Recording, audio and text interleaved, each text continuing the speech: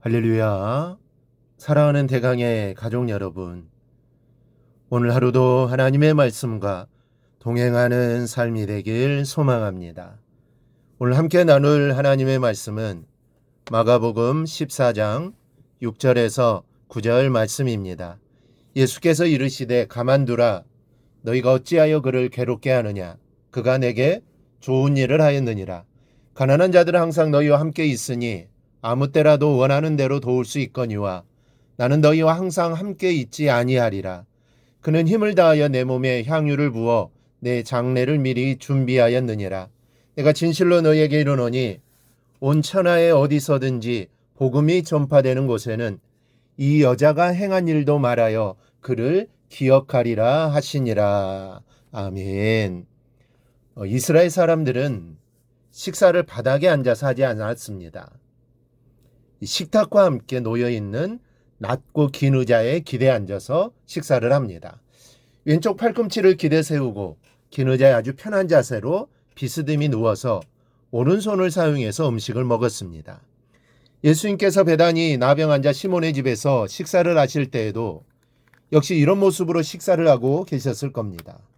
그리고 손님이 자신의 집에 방문해서 식사를 할 때는 식사 전에 그에게 몇 방울의 향유를 뿌려주는 것이 예의였습니다. 그런 관습에 따른다면 지금 이 여인이 예수님의 머리에 향유를 부어드린 것은 하나도 잘못된 것이 아닙니다. 문제는 이 여인의 향유 몇 방울을 예수님 머리에 떨어뜨린 것에 있는 게 아니라 무려 300데나리온이나 나가는 값비싼 향유를 통째로 깨어 예수님의 머리에 부어드렸다는 데 있습니다. 이것은 누가 보더라도 낭비요 또 사치요, 아무리 생각을 해봐도 지나친 행동이었습니다. 그래서 일단은 사람들이 분을 내며 여인의 행동을 책망했던 것이고 아마도 다른 사람들 모두는 책망 듣기에 마땅하다라고 아마 생각을 했을 겁니다. 그리고 사람들은 모두 예수님께서 이 여인의 행동을 꾸짖으실 것이라고 생각했을 겁니다. 혹 꾸짖지는 않으실 거라도 여인의 행동이 잘못되었음을 타이르기라도 하실 것이라고 생각했을 것입니다. 예수님은 사치나 낭비를 좋아하시는 분이 아니시고 또 평소에 가난한 사람들을 깊이 생각하는 분이었기 때문입니다. 그런데 예수님께서는 의외로 가만두라고 말씀하십니다.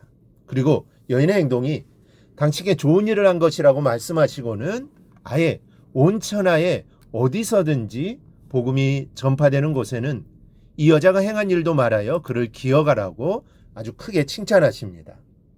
어찌 보면 이것은 사람들에게 예수님답지 않은 모습으로 비춰질 수 있습니다.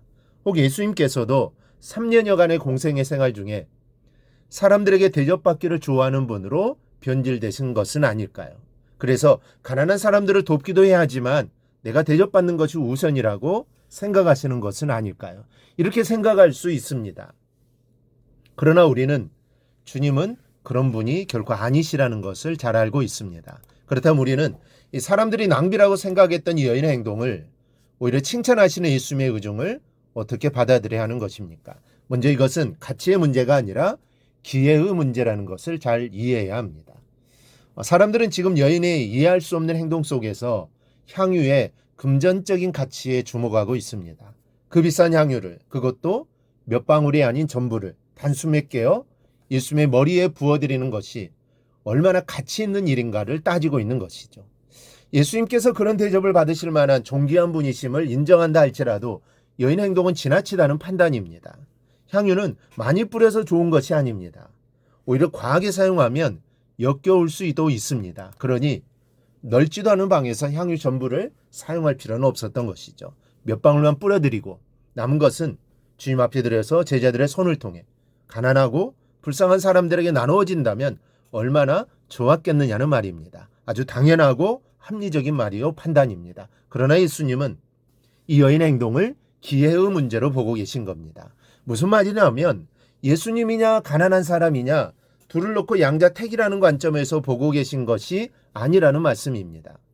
어느 쪽이 이 향유를 사용하는 것이 더 가치 있는 것이냐를 따지는 것이 아니라는 말씀이죠. 7절 말씀에 주목해야 합니다. 가난한 자는 항상 너희와 함께 있으니 아무 때라도 원하는 대로 도울 수 있거니와 나는 너희와 항상 함께 있지 아니하리라. 예수님께서는 항상과 항상이 아닌 것의 선택이 지금은 더 중요하다고 말씀하시는 겁니다. 가난한 사람들은 이후에라도 언제든지 도울 수 있습니다. 그러나 이제 곧 십자가를 지신 예수님께는 지금이 아니면 자신을 전부 깨어드릴 수 있는 기회가 없는 것이죠. 얘는 그 기회를 놓치지 않고 잡았던 사람으로서 오늘 칭찬을 듣고 있는 겁니다. 우리에게도 하나님께 주시는 기회의 순간들이 있습니다. 사랑할 기회, 섬길 기회, 또 헌신할 기회, 복음을 전할 기회는 언제나 있는 것 같지만 사실은 지금이 아니면 다시 오지 않을 수도 있습니다.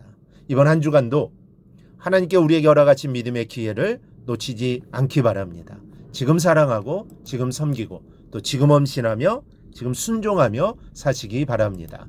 둘째는 그러므로 우리는 때로 가치는 기회로 봐야 한다는 것을 깨달아야 합니다. 여러분 1,000원짜리 한 장도 기회를 놓치지 않고 사용하면 기회를 이룬 후에 1억을 사용하는 것보다 더 가치가 있을 수 있는 법입니다. 마찬가지로 적절한 기회에 자신을 녹일 줄 아는 사람만이 역사를 바꿀 수 있습니다. 하나님께는 바로 그런 기회를 볼 줄 아는 믿음을 찾고 계십니다. 그리고 그 기회, 주님을 위해 나의 가진 것을 희생할 줄 아는 사람을 통해 역사를 이루어 가십니다. 때문에 물량적인 잣대로만 가치를 따지는 사람은 아주 어리석은 사람입니다. 여러분, 주님께 나를 드릴 수 있는 기회는 항상 주어지는 것이 아닙니다. 이달이 지나면 다시 오지 않을 수 있는, 또 올해가 지나면 놓쳐버릴 수 있는 소중한 믿음의 기회가 내게 주어져 있는지도 모릅니다.